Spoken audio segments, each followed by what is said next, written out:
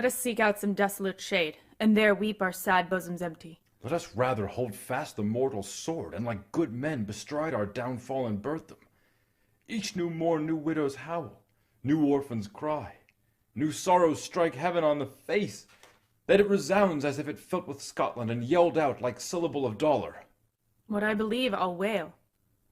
What no believe, and what I can redress as I shall find the time to friend, I will. What you have spoke, it may be so perchance. This tyrant whose sole name blisters our tongues was once thought honest. You have loved him well. He hath not touched you yet. I am young, but something you may deserve of him through me, and wisdom to offer up a weak, poor, innocent lamb to appease an angry god. I am not treacherous. But Macbeth is. A good and virtuous nature may recoil in an imperial charge. But I shall crave your pardon. That which you are my thoughts cannot transpose. Angels are bright still, though the brightest fell. Though all things foul would wear the brows of grace, yet grace must still look so. I have lost my hopes. Perchance even there where I did find my doubts. Why in that rawness left you wife and child? Those precious motives, those strong knots of love, without leave-taking? I pray you, let not my jealousies be your dishonors, but mine own safeties. You may be rightly just, whatever I shall... Bleed, poor country. Great tyranny, lay thou thy bases sure, for goodness dare not check thee. Wear thou thy wrongs, the title is afeard. Fare thee well, lord. I would not be the villain that thou thinkest, for the whole space that's in the tyrant's grasp, and the rich east to boot. Be not offended. I speak not as an absolute fear of you. I think our country sinks beneath the yoke. It weeps, it bleeds, and each new day a gash is added to her wounds. I think withal there would be hands uplifted in my right, and here from gracious England I have offer of goodly thousands. But, for all this, when I shall tread upon the tyrant's head, or wear it on my sword, yet my poor country shall have more vices than it had before, more suffer in more sundry ways than ever, by him that shall succeed. What should he be? It is myself, I mean, in whom I know all the particulars of vice so grafted, that, when they shall be opened, black Macbeth will seem as pure as snow, and the poor state esteem him as a lamb being compared with my confineless harms. Not in the legions of horrid hell can come a devil more damned in evils to top Macbeth. I grant him bloody, luxurious, avaricious, false, deceitful, sudden, malicious, smacking of every sin that has a name. But there's no bottom, none, in my voluptuousness. Your wives, your daughters, your matrons, and your maids could not fill up the cistern of my lust, and my desire all continent impediments would o'erbear that did oppose my will. Better Macbeth than such as one to reign. Boundless intemperance in nature is a tyranny. It hath been the untimely emptying of the happy throne and fall of many kings. But fear not yet to take upon you what is yours. You may convey your pleasures in a spacious plenty, and yet seem cold the time you may so hoodwink. We have willing dames enough, there cannot be that vulture in you to devour so many as will to greatness dedicate themselves, finding it so inclined. With this there grows in my most ill-composed affections such a staunchless avarice that, were I king, I should cut off the nobles from their lands, desire his jewels, and this other's house, and my more having would be as a sauce to make me hunger more, that I should forge quarrels unjust against the good and loyal, destroying them for wealth. This avarice, 60,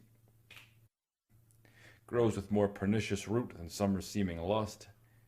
It hath been the sword of our slain kings. Yet do not fear. Scotland hath poisons to fill up your will of your mere own. All these are portable with other graces weighed. But I have none. The king becoming graces, as justice, verity, temperance, stableness, bounty, perseverance, mercy, lowliness, devotion, patience, courage, fortitude. I have no relish of them, but abound in the division of each several crime, acting it many ways. Nay, had I power, I should pour the sweet milk of concord into hell, uproar the universal peace, confound all unity on Oh, earth. Scotland, Scotland! If such a one be fit to govern, speak. I am as I have spoken. Fit to govern? No, not to live! O nation miserable with an untitled tyrant, bloody sceptred, when shalt thou see thy wholesome days again? Since that the truest issue of thy throne by his own interdiction stands a curse and does blaspheme his breed. Thy royal father was a most sainted king. The queen that bore thee oftener upon her knees than on her feet died every day she lived. Fare thee well. These evils thou repeatest upon thyself have banished me from Scotland. Oh, my breast, my hope ends here. Macduff, this noble passion, child of integrity, hath from my soul wiped the black scruples, reconciled my thoughts to thy good truth and honor. Devilish Macbeth by many of these trains hath sought to win me into his power, and modest wisdom plucks me from over-credulous haste. But God above, deal between thee and me, for even now I put myself to thy direction, and unspeak mine own detraction. Here abjure the taints and blames I laid upon myself for strangers to my nature. I am yet unknown to woman, never was forsworn, scarcely have coveted what was mine own.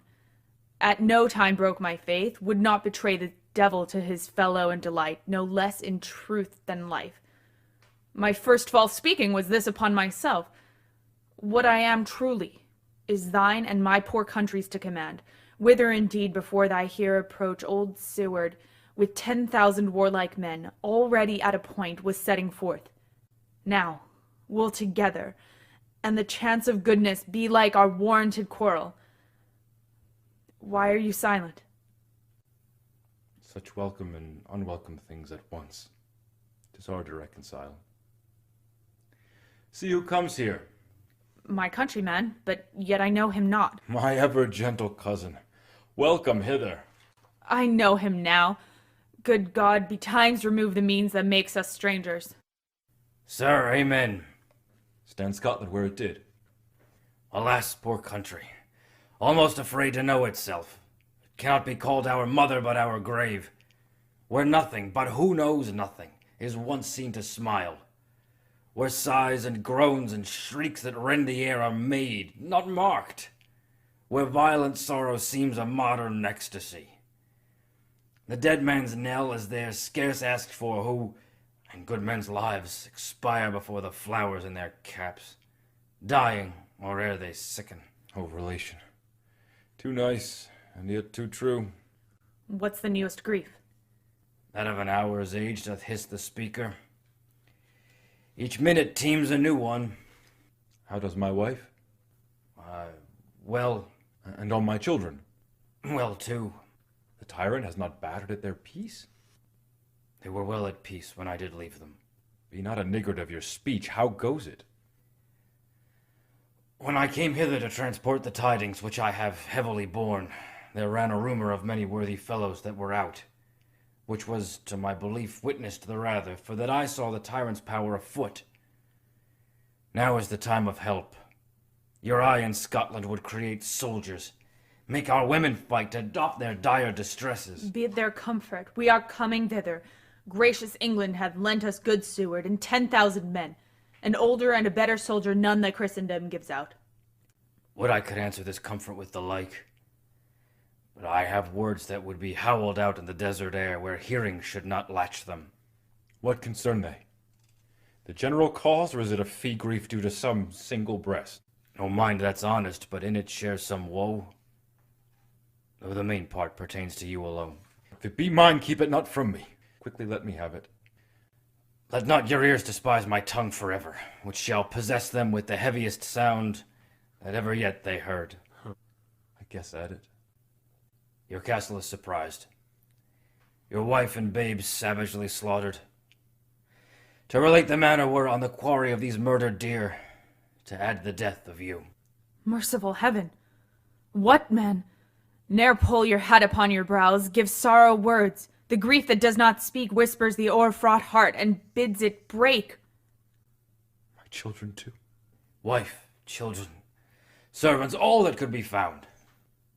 And I must be from thence. My wife killed too. I have said, Be comforted. Let's make us medicines of our great revenge to cure this deadly grief. He has no children. All my pretty ones, did you say all? Well, kite all. Want all my pretty chickens and their dam at one fell swoop. Dispute it like a man. I shall do so. But I must also feel it as a man. I cannot but remember such things were that were most precious to me. Did heaven look on and would not take their part? Sinful Macduff, they were all struck for thee. Not that I am, not for their own demerits, but for mine fell slaughter on their souls. Heaven rest them now. Be this the whetstone of your sword.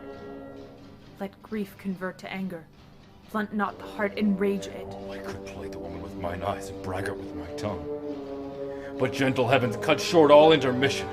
Front to front bring thou this fiend of Scotland and myself within my sword's light set him. If he escape, heaven forgive him too. This tune goes manly. Come, we go to the king. Our power is ready, our lack is nothing but our leave. Macbeth is ripe for shaking, and the powers above put on their instruments. Receive what cheer you may, the night is long that never finds the day.